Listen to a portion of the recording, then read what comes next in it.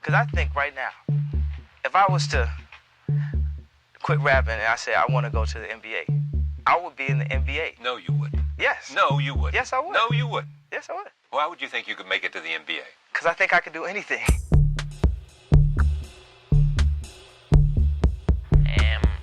I'm an up-and-coming fighter, and without a doubt, you will see me on the UFC in the near future. Without a doubt. This is the first office of Amazon.com, and up here, this is my desk here.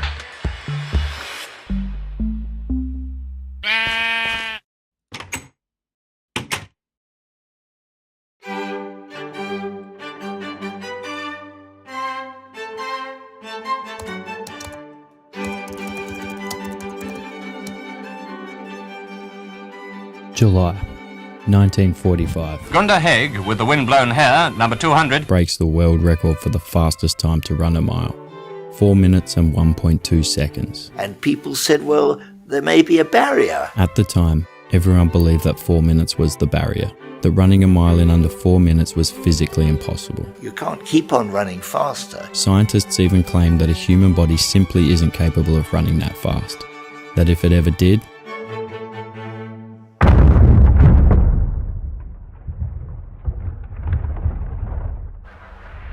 the heart would explode before it even got to the finish line.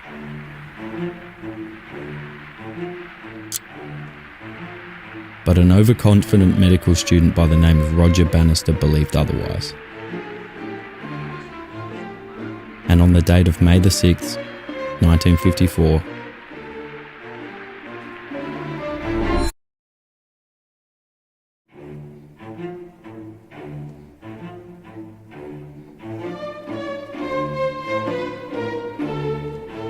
I, as a medical student, knew that there wasn't a brick wall. If you could run it in 4 minutes and 2.2 seconds, then you would find somebody else somewhere who trained a little better and they could do it. and just shy of 2 months later, 22 more people had followed in Roger's footsteps.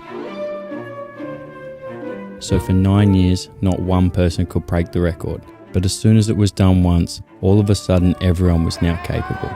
He's got a world record, 3:43. The record today sits at 3 minutes and 43 seconds. Pretty far off the impossible barrier of 4 minutes if you ask me.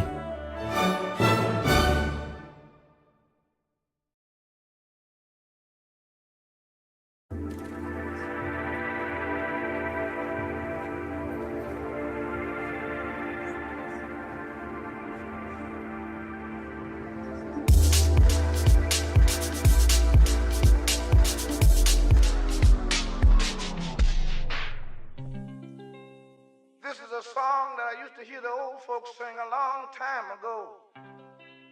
And I used to hear them tell me these words. When we were little kids, we all had big dreams.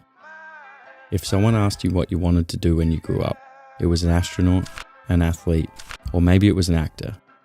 But then when you get to a certain age, you're expected to lower your standards. Told you can't do certain things. And I don't disagree, to be honest. Most people shouldn't be chasing a dream.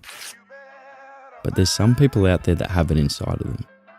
And it makes me wonder, how many of those people never got there because they were told they couldn't? Oh, you better run.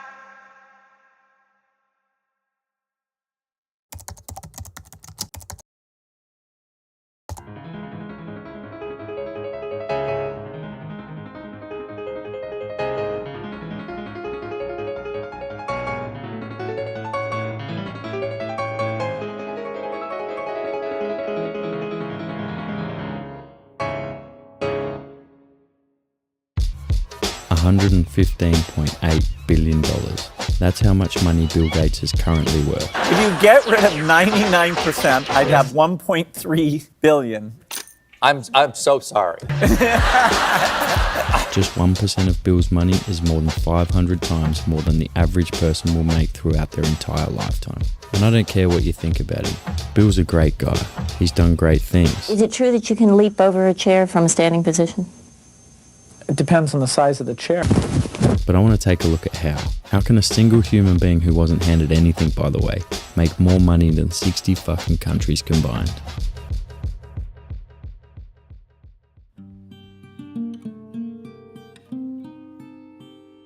At age 12, Bill's parents send him to a private school by the name of Lakeside. 1 year in, the school gains access to something special. This is a Teletype Model 30. One of the only computers in the world at the time. And this is where Bill finds his love for programming. Alongside his classmate Paul Allen, they both begin experimenting with writing code. At the time, they were discouraged from playing around with the computers, told they were better off pursuing something real in the world. And so Bill did exactly that. After graduating, he goes off to college to study law, hopes of being a lawyer. But whilst he's there, he keeps his passion for computers. He spends most of his spare time reading about them. In books, in articles, in magazines.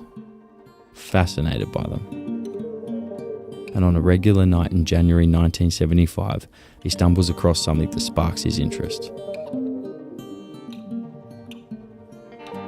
And as he's reading, an idea comes into his mind.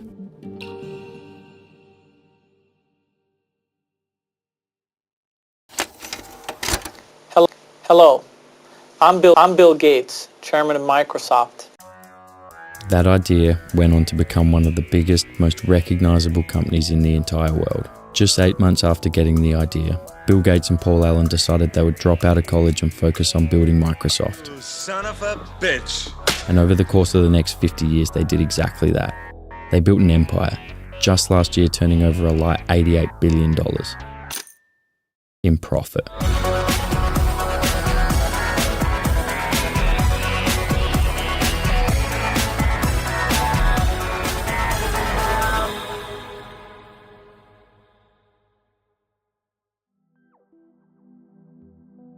Now, Bill's story is an interesting one, because from the outside looking in, we can see how lucky he was.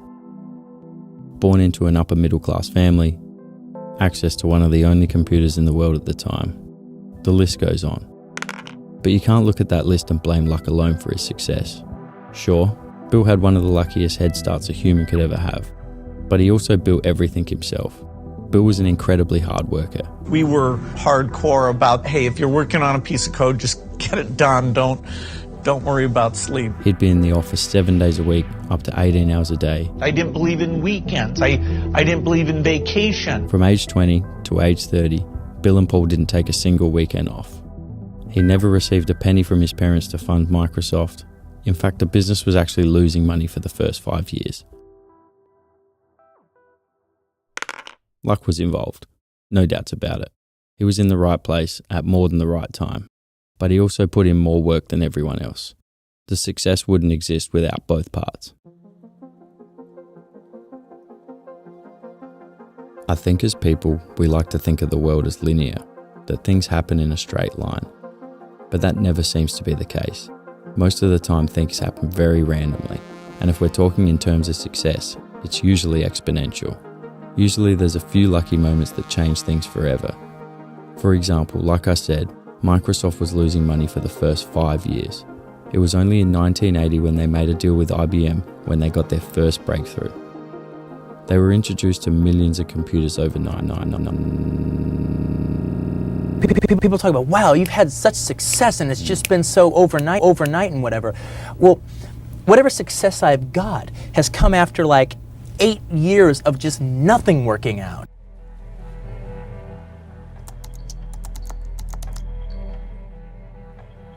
At a certain point, I believe with enough time things start to become inevitable. We've already established that luck is involved and you need to be in the right place at the right time. But at least in my mind it makes sense that within an entire lifetime, it's impossible that you don't get lucky once. Tarantino is a great example of this point I'm trying to make. As you heard him say, 8 years of just nothing working out. And when he did finally get some success, it all came overnight. Thanks. His first feature film did around $2.9 million on a $1.2 million budget. That's $1.7 million in profit. And the reason his story fits perfectly with this video is because logically speaking, it would have made sense to quit after year 4 or 5. Clearly what he was doing wasn't working, but because he was delusional enough to believe it would work, he put himself in a position where eventually it just had to.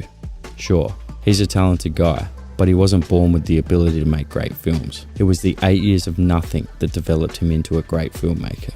And because he was a great filmmaker, and because he was around for so long, one day he was in the right place, at the right time. I honestly don't see a way where if you have one dream in life, and you're committed enough to continue going for it for at least a decade, eventually it doesn't work out. And I think the hardest part about it, and the reason success rates are so low, is because people struggle to believe that. And so they change directions before they ever get there. I mean, it could happen next week, or it could happen in 30 years' time, you don't know. But at the end of the day, you only get one life, so you might as well go for what you actually want. And it's going to take some delusion to keep you going for that long, because most likely, nothing's going to happen for a very long time. But eventually it will, and those who stick around will find that out. Bottom, so the top's the only place to go now. I, all day long, would be practicing on the elevator in my dorm. I'd be going bah, bah, bah, bah, bah, saying the shit. Right when Colin would bring me up, my fucking head would spin. I'd forget where I was, not making sense. I would say 2 jokes, and then I'd be like, oh my God, I don't know what's coming next. And I had that going for a while, but I still would go home at night and go, fucking, I'm gonna be so fucking good at this. I don't know what it was. Psycho. It's funny, delusional thinking can sometimes carry you to the, like once you develop some skill, that delusional is like a little guardian that like keeps you protected while you actually develop talent. But that's how you make it. That's how you make it in kind of everything. Like you're delusional.